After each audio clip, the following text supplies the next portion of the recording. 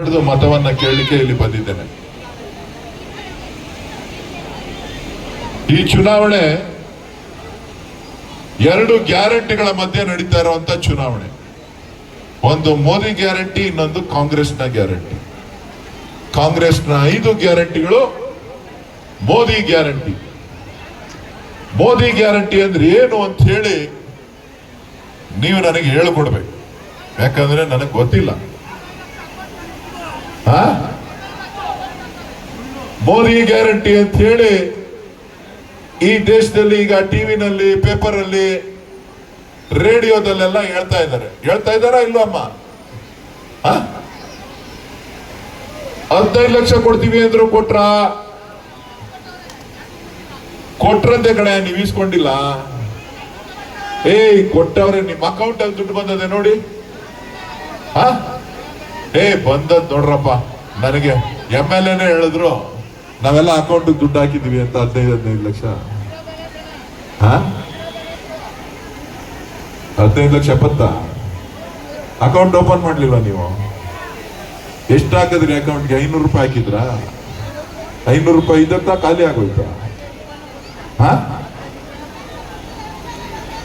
15 ಲಕ್ಷ ಕೊಡ್ತೀನಿ ಅಂದ್ರು, ಬೆಲೆ ಏರಿಕೆಯನ್ನ ತಡಿತೀನಿ ಅಂತ ಅಂದ್ರು. ಬೆಲೆ ಏರಿಕೆ ತಡೆದ್ರ? ಪೆಟ್ರೋಲ್, ಡೀಸೆಲ್, ಗ್ಯಾಸ್ ಬೆಲೆ ಕಡಿಮೆ ಮಾಡ್ತೀನಿ ಅಂದ್ರು. ಕಡಿಮೆ ಮಾಡಿದ್ರ? ಕಡಿಮೆ ಮಾಡ್ಲಿಲ್ಲ. ಹುಡುಗರಿಗೆ ಉದ್ಯೋಗ ಕೊಡ್ತೀವಿ ಅಂತ ಹೇಳಿದ್ರು, ಕೊಟ್ರಾ? ಇಲ್ಲ.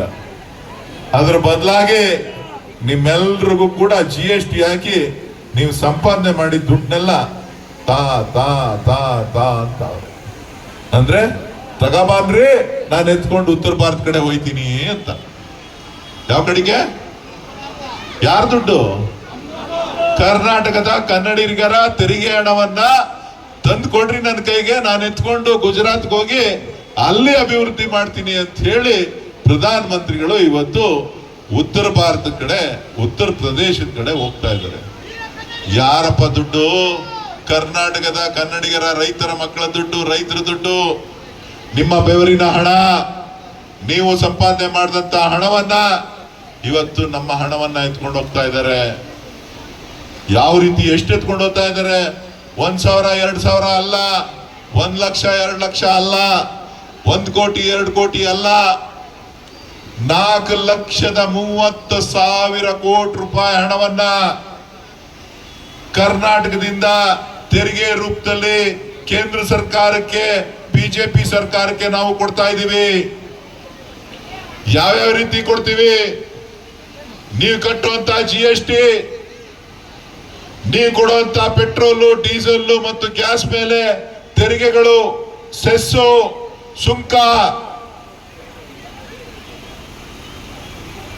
ನೀವು ಕಟ್ಟುವಂತ ಇನ್ಕಮ್ ಟ್ಯಾಕ್ಸು, ನೀವು ಕಟ್ಟುವಂತ ಕಸ್ಟಮ್ಸ್ ಡ್ಯೂಟಿ, ಇದರಿಂದ 4,30,000 ಕೋಟಿ ರೂಪಾಯಿ ಹಣವನ್ನ ಕೇಂದ್ರ ಸರ್ಕಾರಕ್ಕೆ ನಾವು ಕರ್ನಾಟಕದ ಕನ್ನಡಿಗರು ಕೊಡ್ತಾ ಇದ್ದೀವಿ.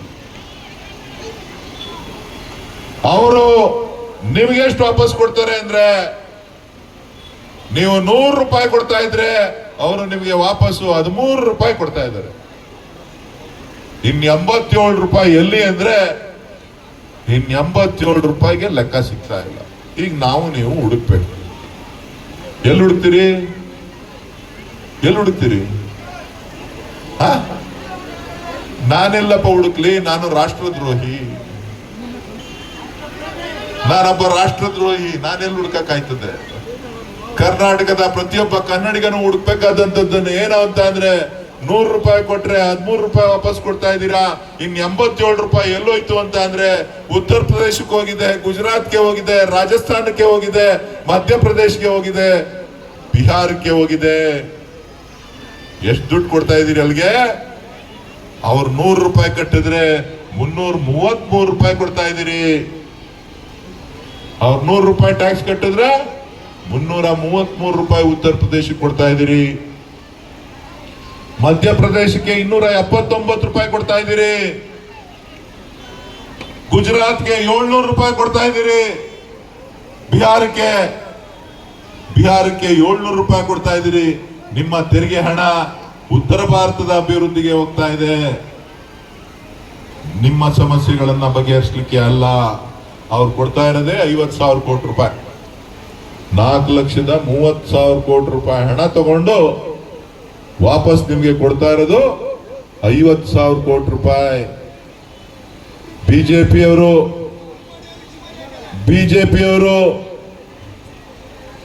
ಕಳೆದ 10 ವರ್ಷಗಳಲ್ಲಿ ಕರ್ನಾಟಕದ ತೆರಿಗೆದಾರರ ಹಣವನ್ನ 24 ಲಕ್ಷ ಕೋಟಿ ಹಣವನ್ನ ತೆಗೆದುಕೊಂಡಿದ್ದಾರೆ. ಎಷ್ಟು?